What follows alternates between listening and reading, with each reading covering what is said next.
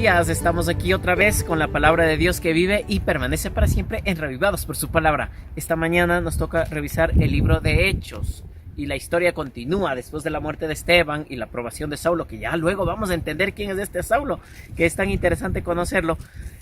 La iglesia es perseguida por todas partes. Hay una diáspora, una división así grande de los apóstoles y de los discípulos que no pueden todos huir al mismo lugar, sino a diferentes sitios. Unos van a Samaria, otros en la misma Jerusalén, pero a los alrededores de Judea.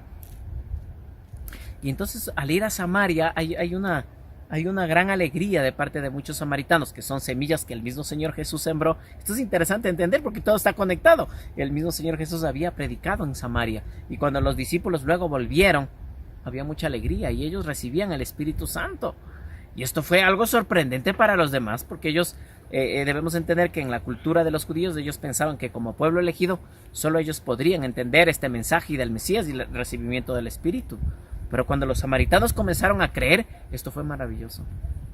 Saben, de alguna otra manera, aunque esto suene un poco duro, la muerte de Esteban tuvo sus frutos.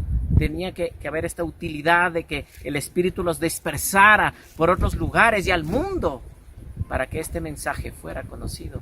Y no solamente allí, en Judea, no solamente para los judíos, los israelitas, los hebreos, sino para el mundo entero.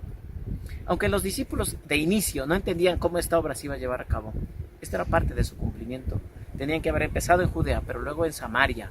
Y esto ya eran pocos meses después de esto, ya estaban predicando en Samaria y a los confines del mundo. Y ahí es cuando Felipe es llevado por el Espíritu al desierto y entonces encuentra un funcionario real. Mire, los tiempos de Dios están como cronometrados. No es ninguna casualidad que en este tiempo tú hayas entendido del Señor, que hayas mirado la salvación del Señor. No es ninguna casualidad que estés recibiendo este llamado, este mensaje.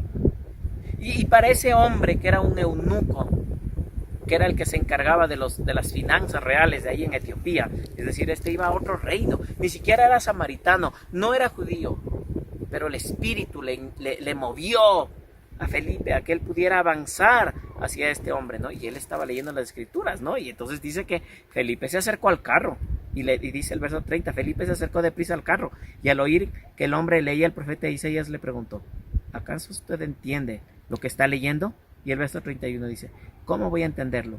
Contestó, si nadie me lo explica. Así que invitó a Felipe a subir y a sentarse con él. Impresionante la obra del Señor. Él nos llama, Él nos invita. Usa instrumentos humanos. Él está deseoso de usarte a ti como instrumento. Entrégate en las manos de Dios y permite que el poder del Espíritu sea el que te impulse a cumplir esta tarea, no con tus propias fuerzas. Porque anteriormente de eso Felipe tuvo un encuentro con los discípulos y un hombre que quiso obtener dinero de esto. Él veía ganancias en esto por el poder del Espíritu.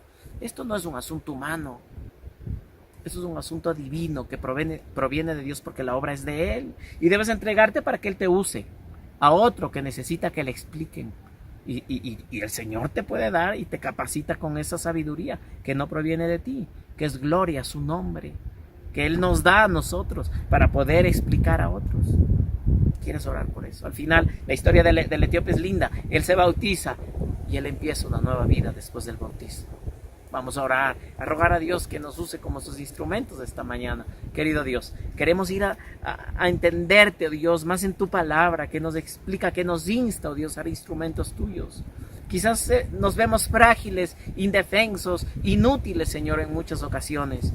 Por favor, capacítanos con poder de lo alto, Señor, con tu sabiduría para cumplir esta tarea. Oh Dios, llévanos a esos lugares donde hay gente que necesita que le expliquen. Y danos entendimiento y sabiduría. Y sobre todo, ayúdanos a entender que todo es para tu honra y tu gloria, Señor.